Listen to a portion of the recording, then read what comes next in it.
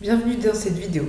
Nous allons à présent faire un exercice corrigé d'étude de fonction avec la dérivée première. L'objectif est donc, en réalisant des calculs sur la dérivée première, de déterminer les variations de notre fonction donnée. Première étape, avec la fonction, déterminer son domaine et son signe. Alors, le domaine, nous avons donc 1 plus x différent de 0, ce qui nous donne x différent de moins 1, et le domaine, tous les réels sauf 1. Tous les réels sauf moins 1, évidemment. Alors, pour établir le signe de la fonction, nous allons faire le numérateur et le dénominateur séparément. Afin de déterminer le signe, nous pouvons faire donc le signe du numérateur et ensuite du dénominateur. Et la multiplication des deux, ici la division, donne le signe total de notre fonction. Alors, quelle est la racine de x cube? C'est simplement 0. Nous avons 0. La racine de 1 plus x au carré, c'est bien moins 1. Donc nous avons deux racines à notre fonction. Alors le signe ici de x cube, c'est négatif avant 0 et positif après 0. Alors le signe de 1 plus x au carré, vu que le tout est au carré, c'est un polynôme toujours positif, à part en moins 1 où il est nul. Donc nous avons ici plus. Le signe total de la fonction, ça nous fait moins 0, moins par plus, moins 0 plus. Voilà, nous allons à présent calculer la dérivée et son signe. Alors, ici, pour calculer la dérivée, il est d'abord important de remarquer dans quel type de fonction nous sommes. Ici, nous avons un quotient. Nous allons donc faire la formule du quotient. Voici la formule du quotient. Donc pour cela, nous avons besoin des dérivées du numérateur et du dénominateur. Parce que nous avons ici la fonction u de x qui est x cube et la fonction v de x qui est 1 plus x au carré. Alors la dérivée de u' de x, c'est simplement 3x. Et la dérivée de 1 plus x au carré, c'est une fonction composée. Nous allons donc faire la dérivée de 1 plus x au carré comme si c'était x au carré, ce qui nous fait 2 fois 2x, et à la place du x, on injecte notre fonction 1 plus x. Donc ça nous fait 2 fois 1 plus x. Et puis, on doit faire fois la dérivée de la fonction composée dans l'intérieur, qui ici vaut simplement 1 fois 1. Donc notre dérivée, c'est simplement ceci. Ensuite, on reprend nos 4 formules afin d'établir cette formule-ci. Ce qui nous donne, en utilisant nos 4 formules, ceci. Attention, ici au dénominateur, on doit bien faire le carré de notre fonction. Vu que c'est déjà 1 plus x au carré, ça nous donne 1 plus x exposant 4. Il ne faut pas l'oublier. Alors, ici, afin de simplifier cette fraction, nous voyons que nous avons le terme 1 plus x qui apparaît ici sur le premier terme et sur le deuxième terme du numérateur. Nous allons donc pouvoir les mettre en évidence. Si tu as besoin plus d'étapes pour les calculer, fais pause dans la vidéo afin de faire tous les détails du calcul et arriver à celui-ci. Voilà, donc continuons ici le calcul et essayons de simplifier cette fraction algébrique. Nous avons donc mis x plus 1 en évidence. Il nous reste ici 3x carré fois, il nous reste toujours un terme en x plus 1, moins 2x cube. Le tout divisé par 1 plus x exposant 4. On peut donc simplifier notre 1 plus x du numérateur et au dénominateur, nous n'avons plus qu'exposant 3. Et nous allons ici développer 3x carré sur x et sur 1 afin de simplifier encore au maximum. Nous avons donc 3x au cube plus 2x carré moins 2x au cube sur 1 plus x exposant 3. Alors ici, nos x cube se simplifie. Et nous avons donc simplement x cube plus 2x carré. Voilà, alors ici, ça n'était pas 2x carré, mais bien 3x carré. Ici, nous pouvons simplifier et mettre en évidence, ce qui nous donne... Voilà, ce qui nous donne finalement une fraction algébrique plus simple avec 3 facteurs, x carré fois 3 plus x sur 1 plus x au cube. Alors ici, nous allons tout de suite faire le domaine de dérivabilité. Il est le même que le domaine de f, ça veut dire tous les réels, sauf moins 1.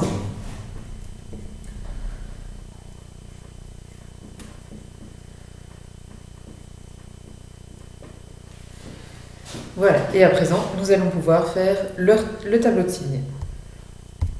Alors voilà, afin d'établir le signe de la dérivée, nous allons de nouveau séparer notre dérivée en plusieurs facteurs. Alors ici, nous avons donc x carré, puis 3 plus x, et 1 plus x au cube. Alors vu qu'on ne connaît pas directement le signe de 1 plus x au cube, on peut séparer en 1 plus x et 1 plus x au carré. Au total, ça nous donne le cube. On va faire le signe par ligne, les racines aussi par ligne, et nous allons établir le signe total de notre dérivée. Alors commençons tout de suite par x carré. Donc x carré, notre racine vaut 0. X plus 3, notre racine vaut moins 3. Et 1 plus x et 1 plus x au carré, notre racine vaut moins 1. Nous avons donc 3 racines. Nous allons tout de suite les noter ici. Voilà, correspondant à chaque ligne. Alors, ici, attention, c'est notre racine, mais notre fonction n'est pas définie. Vu que moins 1 n'est pas dans le domaine de dérivabilité, ni dans le domaine de la fonction. Alors, le signe de x carré, c'est toujours positif. Donc, que des plus. Voilà, sauf en 0, où ça s'annule. Ici, x plus 3, c'est d'abord négatif, ensuite ça s'annule, et puis c'est positif. Alors, 1 plus x, c'est la même chose, c'est d'abord négatif, en 0 ici, et puis ça devient positif. Et 1 plus x au carré, c'est toujours positif, à part en moins 1, ça s'annule. Nous avons ici, donc tout des plus. Voici, nous avons donc un beau tableau de signes, et nous allons mettre le signe final, qui va être donc le multiple de chaque colonne. Ici, nous avons plus et plus, ça fait plus, et moins par moins, ça fait plus. Donc au total, on a plus, plus, plus, ça nous donne plus. Ici, nous avons 0. Ici, nous avons plus et moins, nous n'avons qu'un moins, donc le signe total est négatif. Ici, nous allons voir ce qui se passe. Nous avons vu que parfois, quand la fonction n'est pas dérivable, ou que le nombre variateur par domaine, il se passe quelque chose. Donc nous allons regarder ça après. Ensuite, ici, que des plus, ça nous donne plus. Ici, 0, et que des plus, ça nous donne plus. Donc, que peut-on dire sur la variation? On va d'abord faire toutes les croissants décroissants. Donc ici, vous avez plus, notre fonction est croissante, moins notre fonction est décroissante, plus la fonction est croissante, et plus la fonction est de nouveau croissante. Alors, qu'est-ce qui se passe à tous ces points? Ici, nous avons notre dérivée qui vaut 0 et un changement de signe, donc nous avons un extrémum. Vu que c'est d'abord croissant puis décroissant, c'est un maximum. On peut donc noter maximum. Ensuite, nous avons ici, pas encore défini, alors là, on va regarder ça après. Puisque ce n'est pas dans le domaine, donc ce n'est pas un point critique, comme le point angulé, etc., qui fait partie du domaine. Ici, en 0, nous voyons que notre dérivée vaut 0, mais qu'il n'y a pas de changement de signe. C'est donc un point d'inflexion. Voilà, alors, que se passe-t-il ici en moins 1? Alors là, il faut reprendre des chapitres précédents qui sont les asymptotes. On va donc regarder la limite de x qui tend vers moins 1. Voilà, vu que moins 1 ne fait pas partie du domaine, mais qu'il est quand même adhérent à notre domaine, nous allons faire la limite de moins 1, attention, de la fonction. Ici, ce n'est pas un cas où la fonction n'est pas dérivable, mais où le point est quand même fait partie du domaine. Ici, le point moins 1 ne fait pas partie du tout du domaine.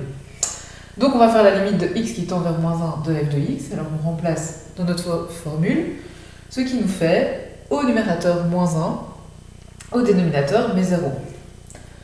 Et donc moins 1 sur 0, ça nous donne l'infini. Alors ici on ne va pas détailler la limite à gauche et à droite, vu qu'on a déjà bien défini avec notre dérivée ce qui se passe à gauche et à droite et qu'on a déjà fait notre tableau de signes de plus ou moins, donc on sait si la fonction est positive ou négative avant. Ici, ça nous fait conclure, donc notre limite qui tend vers moins 1 nous donne l'infini, nous avons donc une asymptote verticale. Ici, on peut donc mettre asymptote verticale de notre fonction. Alors, à présent, la dernière étape, c'est donc de faire le graphe de la fonction. Pour cela, nous allons utiliser ce tableau-là, ainsi que le signe de la fonction que nous avons fait dans la première étape. Ce qui nous donne... Voilà, alors maintenant nous allons esquisser le graphe. Donc l'objectif c'est de faire une esquisse. On n'est pas obligé d'avoir les valeurs, d'avoir un graphique le plus précis possible. Et l'échelle des coordonnées peut être différente. Même l'échelle ici n'est pas l'objectif d'être le plus précis. L'objectif, c'est vraiment pouvoir esquisser le graphe en fonction de toutes les données. Alors, je vous ai synthétisé ici ce qu'on avait trouvé en première étape et deuxième étape, c'est-à-dire le signe de la fonction, qui est négative jusqu'à moins 1. En moins 1, elle n'est pas définie, puis négative, puis une racine en 0, et puis positive. Et la variation de f qu'on a trouvée grâce au signe de la dérivée, où nous avons croissant, un maximum, décroissant, une asymptote verticale, ensuite une croissante, un point d'inflexion et une croissante. Alors nous allons représenter tout ça dans ce graphe-ci. Alors nous savons déjà, donc nous avons une racine en 0. Alors pour simplifier le graphe, j'ai ici calculé l'image de mon maximum. Donc ici, notre maximum, il est en moins 27, moins 3. Donc nous pouvons ici placer un point. Ici c'est notre maximum. Et nous avons une asymptote verticale en moins 1. On va donc la dessiner, la représenter, car ici, la fonction n'est pas définie. Voilà. Ensuite, nous voyons que donc, la fonction est négative avant 0, donc elle va se passer ici, en y négatif, et puis notre fonction est positive. Alors, ici, en moins 3, notre fonction monte d'abord, puis redescend pour atteindre son maximum. Nous avons quelque chose comme ça. Et ensuite, elle redescend pour atteindre notre asymptote verticale. Alors ici, on ne connaît pas bien les proportions et ça dépend de votre dessin. N'hésitez pas à prendre plus de place vers le bas pour bien représenter. Ensuite, après l'asymptote verticale, on voit qu'elle remonte jusqu'au point d'inflexion qui est 0. Donc elle repart d'ici. Et puis hop, elle vient vers 0. Et donc ici, elle forme une sorte de S autour de 0, qui est notre point d'inflexion. Et puis elle remonte. Et elle part vers l'infini. Et voilà, ça nous représente donc notre graphe qui a été fait à partir de notre dérivée première. Excellent travail!